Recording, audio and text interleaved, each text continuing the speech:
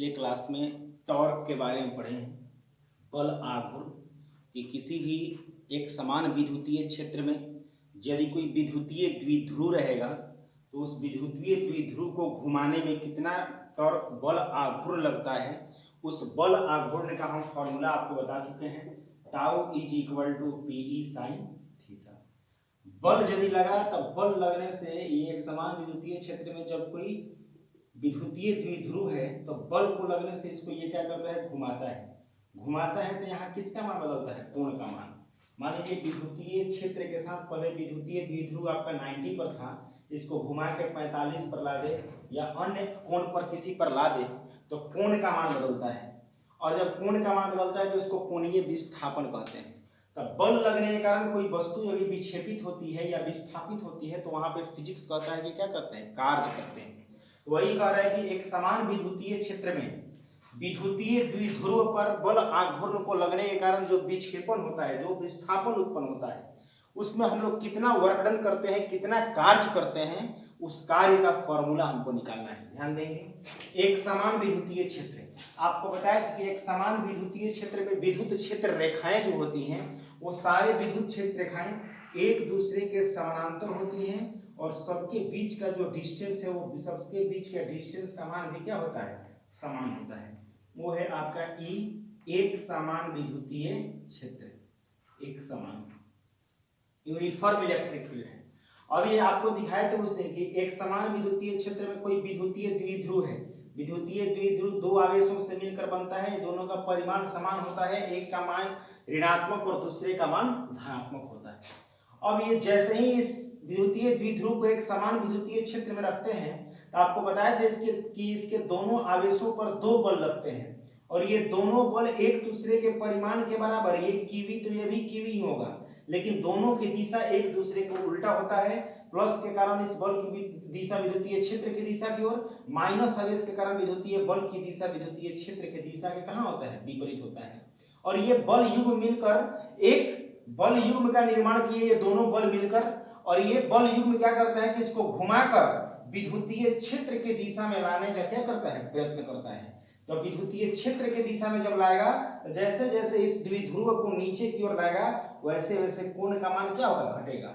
इसलिए इसके दोनों आवेशों पर लगने वाला ये बल इसको घुमाकर विद्युतीय क्षेत्र की दिशा में यानी कि इसके समानांतर या कोलिनियर समानुपाती होने का प्रयत्न करता है। इसी को हम लोग बल आघूर्ण कहते हैं। तो जब द्विध्रुव पर लगने वाला बल आघूर्ण इसको घुमाकर विद्युतीय क्षेत्र की दिशा में लाने का प्रयत्न करेगा तब ये एंगल का मान धीरे धीरे क्या होगा, घटेगा। अब ध्यान दीजिएगा, ये बल आघूर्ण इसी को बोलते हैं और इसी का फॉर्मूला निकाले थे। इसको घुमाने में कितना बल लग रहा है, इसका फॉर्मूला आया था पीई साइन थीटा। पी को विद्युतीय द्विध्रुव आघूर्ण, ई एक समान विद्युतीय क्षेत्र है और थीटा यही कितना के डिग्री के कोण पर घुमाकर लाया, कोण में कितना का विक्षेपण हुआ यहाँ। तो द्विध्रुव कोण पर लगने वाला बल आघूर्ण का फॉर्मूला हम लोग निकाल चुके हैं। अब ध्यान दीजिए, ये बल लगता है, इसको तो इधर घुमाता है और इसको यदि विक्षेपित करना होगा इसी द्विध्रुव को माइनस की और या प्लस की, ये कोण है थीटा, तो ये इसको इधर घुमाएगा क्योंकि एक बल नीचे इधर लग रहा है और एक बल ऊपर की ओर लग रहा है, तो इसको इधर ऐसे घुमाएगा। तो हमको ये इस पर लगने वाले इस बल आघूर्ण के विरुद्ध अगर हम बल लगाएंगे तब इसको इस दिशा में इसको ये 45 से कहाँ लाएगा, 90 पर या अन्य कोण पर 180 पर जितना पर घुमा दे, तब इस पर लगने वाले ये बल आघूर्ण जो इस पर लग रहा है दोनों आवेशों पर, ये इसको विद्युतीय क्षेत्र की दिशा में ऐसे लाने का प्रयत्न करता है घुमाकर। लेकिन अगर ये कोण है थीटा और ये कोण का मान थोड़ा सा बढ़ा देंगे तो ये कोण क्या हो जाएगा, डी थीटा। तो थीटा से डी थीटा कोण पर इस द्विध्रुव को ऐसे लाने के लिए इस पर लगने वाला जो बल आघूर्ण है जो इसको विद्युतीय क्षेत्र की दिशा में ले जाने का प्रयत्न करता है, उस बल आघूर्ण के विरुद्ध हमको बल लगाना पड़ेगा उल्टा दिशा में, तब हम इसको थीटा से कहां ले जा सकते हैं, डी थीटा पर ले जा सकते हैं। वही हमको बल को लगने के कारण जो इसके कोण में विस्थापन जो परिवर्तन हुआ थीटा से डी थीटा, कितना कार्य किएंगे उसी कार्य का मान निकालना है। कार्य बराबर फॉर्मूला होता है बल गुना विस्थापन। तो बल गुना विस्थापन जो होता है वो विस्थापन यदि रेखीय दूरी होती है या रेखीय लंबाई होती है तो उसको रेखीय विस्थापन ऐसे बोलते हैं। लेकिन यहाँ रेखा में परिवर्तन, रेखीय विस्थापन नहीं है, दूरी में परिवर्तन नहीं है। यहाँ जब भी परिवर्तन होगा तो किसमें होगा, कोण में। इसलिए बल गुना कौन सा विस्थापन यहाँ पे बोला जाएगा, इसको बोला जाएगा कोणीय विस्थापन। क्योंकि जब ये द्विध्रुव को घुमाता है तो सिर्फ और सिर्फ कोण के मान में क्या होता है, परिवर्तन होता है। इसलिए इस परिवर्तन को बोलते हैं हम लोग कोणीय विस्थापन। आइए, माना कि विद्युतीय द्विध्रुव का द्विध्रुव आघूर्ण P है, जहां P बराबर Q इंटू 12 होता है, तो हमें विद्युतीय द्विध्रुव के विक्षेपण में संपादित कार्य का व्यंजक प्राप्त करना है। संपादित कार्य का व्यंजक प्राप्त करना है। आइए ध्यान दीजिए, इसके लिए या का व्यंजक प्राप्त करना है। यदि विद्युतीय द्विध्रुव एक समान विद्युतीय क्षेत्र के साथ थीटा कोण से विक्षेपित हो, तो द्विध्रुव पर आरोपित बल आघूर्ण, अगर कोई विद्युतीय द्विध्रुव एक समान विद्युतीय क्षेत्र में थीटा कोण से विक्षेपित हो, तो उस पर लगने वाला बल आघूर्ण टाउ बराबर, फॉर्मूला हम लोग पढ़े हैं, Pe sin थीटा। इतना बल लगेगा टाउ बराबर P sin थीटा, तो उसको विद्युतीय क्षेत्र के साथ किसी न किसी कोण पर उसको क्या करेगा, विक्षेपित करेगा, उसको डिफ्लेक्ट करेगा। इतना बल लगता है जिस बल को बल आघूर्ण कहते हैं। यदि विद्युतीय द्विध्रुव को अल्पांशीय मतलब छोटा कोणीय विस्थापन d थीटा से विस्थापित कर दिया जाए, d थीटा से विस्थापित कर दिया जाए, तो उस दौरान संपादित कार्य ये हो गया d थीटा, तो वर्क डन हो जाएगा dw बराबर कार्य बराबर बल गुना विस्थापन। कैसा विस्थापन, यहाँ विस्थापन रेखा में नहीं, यहाँ विस्थापन कोण के टर्म में होता है, परिवर्तन होता है, इसलिए इसको कोणीय विस्थापन बोलेंगे। तो dw बराबर टाउ इंटू कितना कोणीय विस्थापन हुआ है थीटा से, d थीटा विस्थापित हुआ है, इसलिए dw इक्वल टू टाउ का फॉर्मूला निकाले हैं, टॉर्क बराबर Pe sin थीटा, तो टाउ के जगह पे ये चिन्ह को टाउ बोलते हैं, Pe sin थीटा इंटू आपका ये हो गया d थीटा। इसको मान लेंगे इक्वेशन नंबर 2। अब हमको टोटल वर्क डन निकालना है, कुल संपादित कार्य, कुल कितना कार्य किया जाएगा इसको थीटा से d थीटा पर ले जाने में। तो कुल कार्य के लिए आपको बताया है कि हमेशा इंटीग्रेशन कैलकुलस के समाकलन का प्रयोग करते हैं, और इसको दोनों तरफ समाकलित करके लिमिट दे देंगे तो कुल कार्य का मान निकल जाएगा। इतना नोट करें, फिर आगे देखते हैं।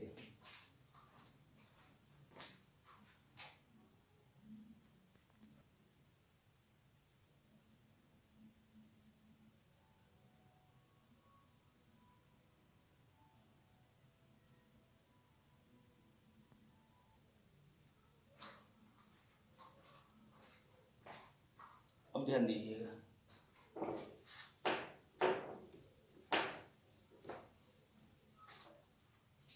समीकरण 2 को दोनों तरफ समाकलित करने पर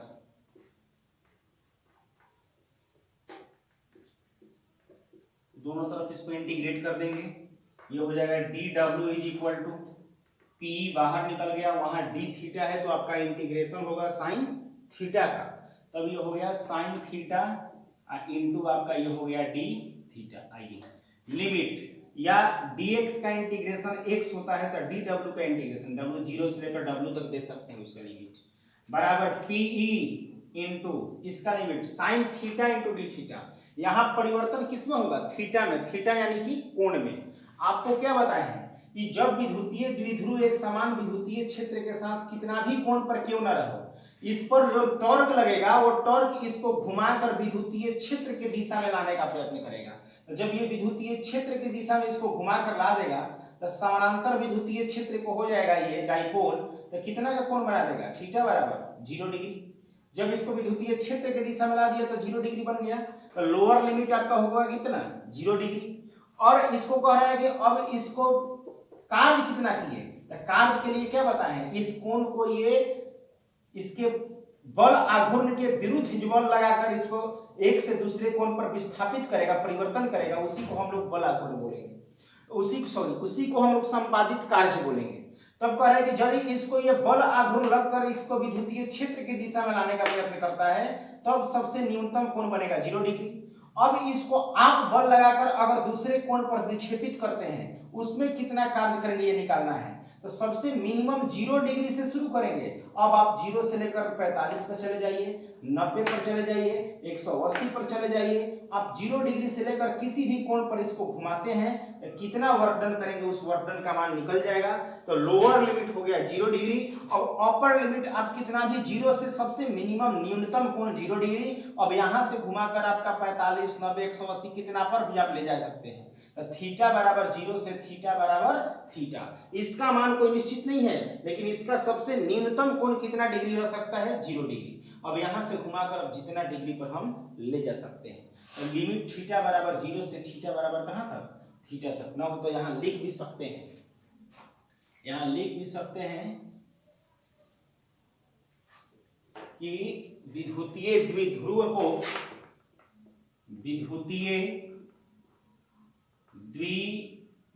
को थीटा बराबर 0 डिग्री से थीटा बराबर थीटा, ये कोण लोअर लिमिट निश्चित है, अपर लिमिट जहां तक आप ले जाइए, थीटा बराबर थीटा तक विस्थापित करने में संपादित कुल कार्य और टोटल वर्क डन के लिए हमेशा इंटीग्रेशन करना पड़ता है। तो dx का x का dw का w, p कांस्टेंट बाहर, 0 थीटा बराबर 0 से थीटा बराबर थीटा तक हो गया। साइन थीटा का क्या होता है? Integration minus cos theta. Sine का डिफरेंशिएशन कॉस, लेकिन कॉस का डिफरेंशिएशन क्या होता है? Minus sine. तो डिफरेंशिएशन को उल्टा होता है इंटीग्रेशन, कॉस का डिफरेंशिएशन माइनस साइन, तो साइन का इंटीग्रेशन माइनस कॉस। 0 डिग्री से लेकर थीटा तक। W is equal to minus बाहर, PE into upper limit minus lower limit, cos theta और minus cos 0 degree. W is equal to minus PE into, इसको पहले लिखिए, कॉस 0 डिग्री,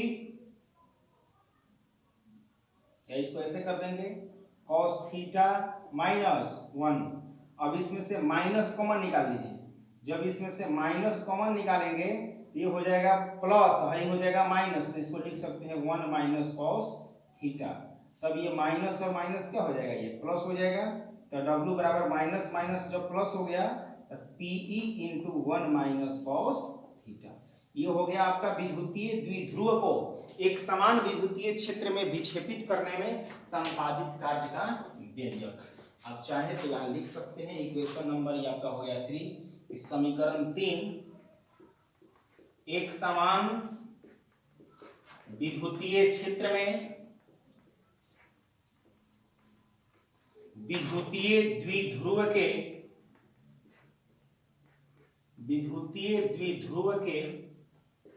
विक्षेपण में संपादित कार्य का व्यंजक है। समीकरण 3, एक समान विद्युतीय क्षेत्र में विद्युतीय द्विध्रुव के विक्षेपण में संपादित कार्य का व्यंजक है। यहाँ कुछ इंपॉर्टेंट कुछ टर्म्स हैं उसको देख लेंगे, एक दो चीज। आपका ये कोई भी विद्युतीय द्विध्रुव को एक समान विद्युतीय क्षेत्र के एक कोण से दूसरे कोण तक ले जाने के लिए तो हमको बल लगाना ही पड़ेगा। ये कितना भी डिग्री के कोण पर आपका द्विध्रुव स्थित हो, यहां से दूसरे कोण पर इसको ले जाने के लिए हमेशा बल लगाना पड़ेगा। तो उसको कोण में विस्थापित करने में जो कार्य करेंगे उस कार्य का फॉर्मूला हम इससे निकाल सकते हैं। W बराबर PE into 1 minus cos theta. P को विद्युतीय द्विध्रुव आघूर्ण कहते हैं, E विद्युतीय क्षेत्र है, 1 तो आपका संख्या है, और थीटा कितना से कौ डिग्री पर, जैसे अभी 45 पर है, अगर 90 डिग्री पर ले गए तो थीटा का मान कितना डाल देंगे 90 डिग्री। तो कितना डिग्री के कोण पर इसको विस्थापित किए उस कोण का मान यहाँ पे रख देंगे। तो कितना कार्य किए उसको ले जाने में कितना जूल, उस वर्क का मान हमारा निकल जाएगा। अब ध्यान दीजिएगा, यदि कहां से शुरू किए हैं, थीटा बराबर 0 डिग्री।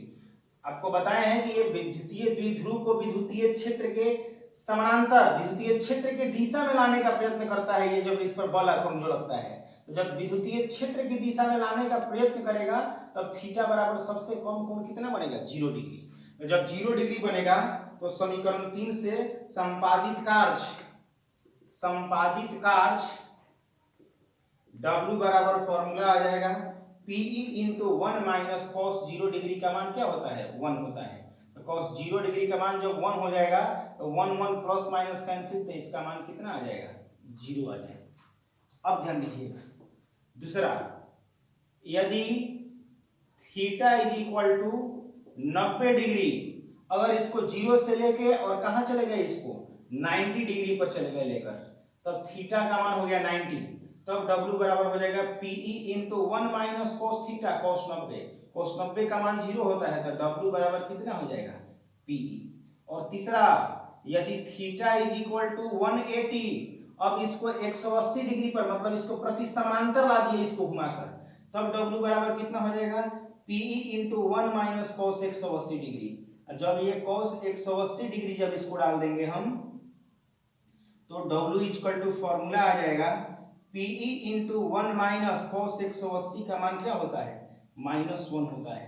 इसको यहां देख लेंगे, कॉस 180 डिग्री का वैल्यू -1 होता है, तो W equal to PE into 1 minus cos 180 का मान हो गया आपका -1। तो W equal to PE into इसमें कितना 1 2, तो W इक्वल टू हो गया 2PE। ये आपका 3 स्थिति हम आपको दिखा दी है। अगर 0 डिग्री पर हो तो वहां पे कोई वर्क डन नहीं होगा, वहां क्योंकि 0 से ही इसको ले जाना क्या करेंगे, स्टार्ट करेंगे। अगर इसके समानांतर ही है ये विद्युतीय क्षेत्र के जो द्विध्रुव है, ये इसी पर है -q और +q, तो उस समय संपादित कार्य का मान आपका क्या होगा, 0, क्योंकि उस समय उस पर कोई बल नहीं लगता है, क्योंकि टाउ बराबर फॉर्मूला होता है P sin थीटा। जब इसको थीटा 0 डिग्री ही डाल देंगे, साइन का मान 0 डिग्री P और E के बीच, तब टाउ का वैल्यू कितना आ जाएगा, 0। जब बल ही नहीं रहेगा तो कार्य विस्थापित कैसे होगा, और जब बल नहीं लगेगा तो विस्थापन नहीं होगा, और जब विस्थापन नहीं होगा तो कार्य का मान भी 0 हो जाएगा। लेकिन यदि इसको थीटा से 90 पर लेकर चले गए, आपको बताए थे कि जब 90 डिग्री पर सबसे अधिक बल लगता है उस समय संपादित कार्य का मान हो जाएगा P इंटू E। और जब 180 पर लेकर चले जाएंगे तो 0 से लेकर 90 पर, तब काम कितना किए, PE कार्य करना पड़ा ले जाने में। अब 90 से लेकर 180 पर चल जाएंगे तो दोगुना कार्य करना पड़ेगा, क्योंकि 0 से 90 और 90 से फिर 180, तो 0 से 90 ले गए तो PE, और फिर 90 से 180 ले जाएंगे तो PE, तो PE या PE कितना हो गया, 2PE, क्योंकि डबल डिस्प्लेसमेंट कोणीय विस्थापन हुआ। 0 से 90 90 डिग्री, और फिर 90 से 180 फिर 90 डिग्री, तो 90 90 180, तो कार्य भी दोगुना होगा। 0 से 90 में PE, और फिर 90 से 180 में भी PE, तो PE या PE कितना हो गया, 2PE। इस प्रकार से कोई भी विद्युतीय द्विध्रुव को विद्युतीय क्षेत्र में जैसे जैसे कोण में हम विस्थापित करते जाएंगे, कोण में परिवर्तित करते जाएंगे, उस प्रकार से हमारा संपादित कार्य हमारे द्वारा किए गए कार्य में भी क्या होता जाएगा, परिवर्तन होता जाएगा। ये देख लीजिए, कल हम लोग पढ़ेंगे किसी भी इलेक्ट्रिक डाइपोल को यूनिफॉर्म इलेक्ट्रिक फील्ड में, जैसे हम लोग विक्षेपित कर रहे हैं, डिफ्लेक्ट कर रहे हैं एक कोण से दूसरे कोण पर, तो कार्य करना पड़ रहा है। तब उसमें पोटेंशियल एनर्जी कितना स्टोर होगा, उस पोटेंशियल एनर्जी का फॉर्मूला कल हम निकालेंगे। क्योंकि आपको कल भी बताए थे, यदि capacity of doing work is called energy, कार्य करने की क्षमता को ही ऊर्जा कहते हैं। जब डाइपोल को, विद्युतीय द्विध्रुव को एक कोण से दूसरे कोण पर ले जाने में कार्य कर रहे हैं, तब जरूर वहां पे स्थितिज ऊर्जा भी संचित होता होगा। उसी स्थितिज ऊर्जा का कल हम लोग व्यंजक निकालेंगे, उसका फॉर्मूला हम प्रूफ करेंगे। तब तक के लिए इतना ही, आगे फिर कल मिलेंगे। बहुत बहुत धन्यवाद। नोट कर लीजिए।